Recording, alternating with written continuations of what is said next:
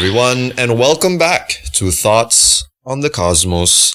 On the last episode, we saw as our picture of the universe evolved from that of only one galaxy to one populated with many galaxies. This was a result from the discoveries made in the early 20th century by legendary astronomers like Harlow Shapley, Heber Curtis, and Edwin Hubble, all of whom played very important roles in painting the portrait of the universe that we have today. It is a portrait of a universe of wonders where our galaxy, the Milky Way, drifts like an island of stars in a vast ocean of billions of other galaxies, some much older and much larger than the Milky Way that we inhabit.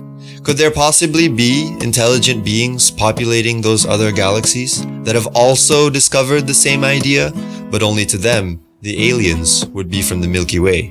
To them, the aliens would be from here. One of those early 20th century astronomers was so badass that he got a badass spacecraft with a badass onboard telescope named after him.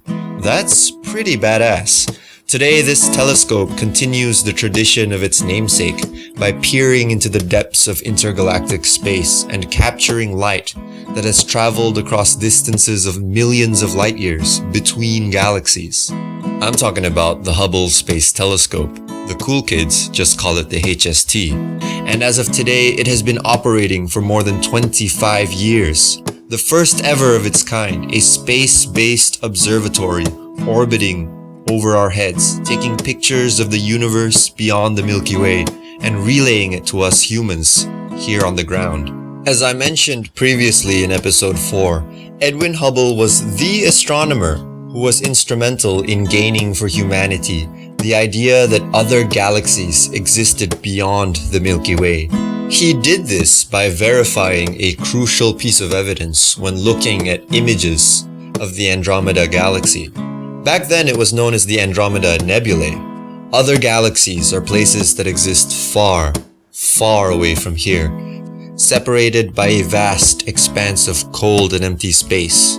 Since the distances between galaxies is so large, we're talking about stretches of space as much as millions or even billions of light years, we would need special measurement techniques to find out how far other galaxies are.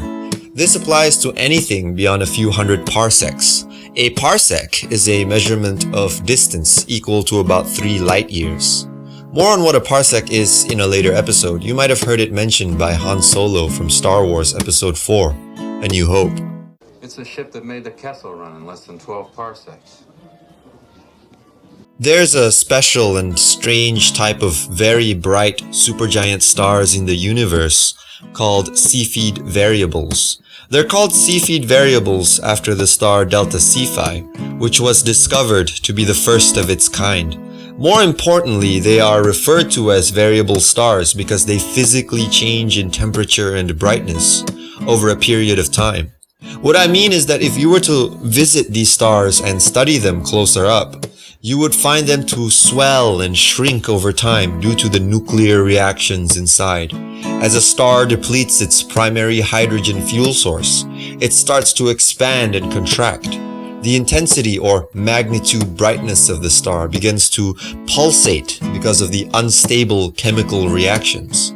For stars, it's all just a part of growing old.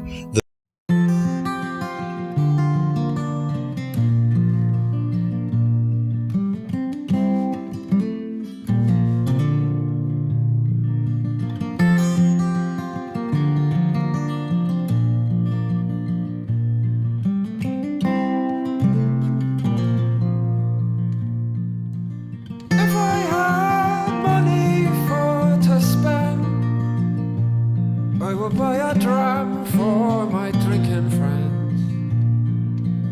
If I had a garden in the spring, I will pick a rose for my darling. No, she doesn't know my name. Still I love her just the same. On Lawrence Street she gave me but a glance. I would have to wait for a second chance.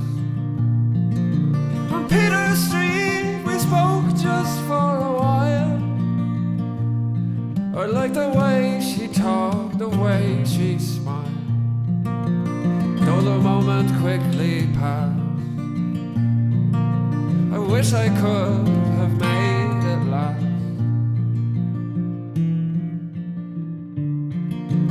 All your life I prayed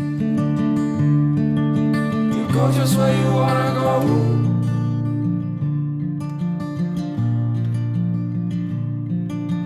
Till your dying day, may you make your heart your home.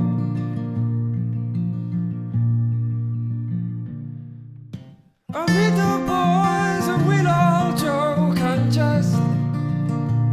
They don't know the heartache within my breast.